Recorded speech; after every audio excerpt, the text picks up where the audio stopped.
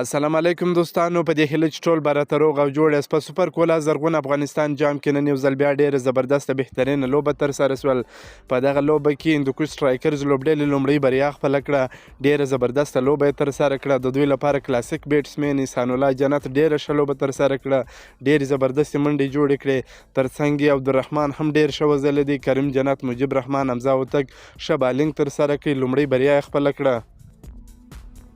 عبدالرحمن رحماني یو ډېر زبردسته بهترینه ارلونډر لوبغاړی دی چې د افغانستان لپاره یې په 19 کلنه لوبډله کې هم ډېرې ښې لوبې ترسره کړې دي. ډېر ښه ځلېدلی دی.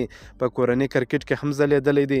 په ملي لوبډله کې یوازې په کیمپونو کې چانس ورکول سوی دی. بیا د کیمپونو څخه هم د ټیپ کېدو په بهانه راایستل سوی دی.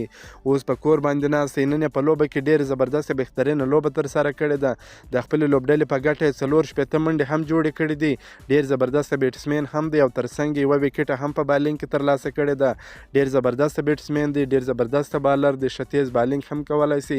باید په ملي لوبډله کې چانس ورکول سي. د زړو لوبغاړو پر ځای باندې ولوبېږي. دی د افغانستان آینده دی. ښه آینده لري. ښه لوبغاړی دی. په ده باندې باید سر له اوسه کار پیل سي.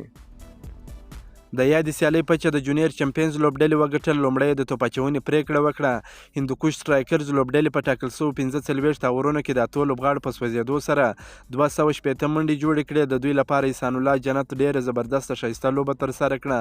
9 منډې جوړې کړې. عبدالرحمن 4 منډې جوړې کړې. ابراهیم زدران 19 منډې جوړې کړې چې ټپي هم سو. د جونیئر چمپینز لوبډلې لپاره بیا الله محمد ډېره زبردسته بهترینه توپ اچونه ترسره کړه. 3 وکټې یې ترلاسه کړې. خلیل احمد او نصیر خان 2 وکټې ترلاسه کړې. د 260 منډو هدف په جواب کې د جونیئر چمپینز لوبډلې د سټرایکرز لوبډلې د توپ اچونې مخه ونه کړای سوه. ټولو لوبډلې په 98 منډو له لاسه ورکړه. د دوی لپاره نصیر خان او سهیل خان له نور ډېرې 15 منډې جوړې کړې. د هندوکش لپاره بیا مجیب رحمان 3 لوبغاړي وسوځول. حمزه هوتک، کریم جنت 2 لوبغاړي وسوځول. عبدالرحمن، دولت زدران او وقار الله اسحاق هر یو 1 وکټه ترلاسه کړه.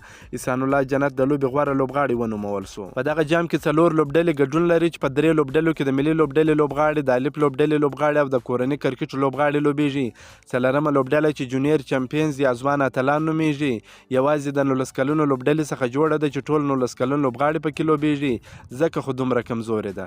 د یادو سیالیو په دوام کې به سبا سهار د میوند ساتونکو او پامیر لیجنډز لوبډلو ترمنځ لوبه ترسره سي. که مو دا ویډیو خوښه سوې درسره لایک کړئ. د خپلو ملګرو سره هم شیر کړئ.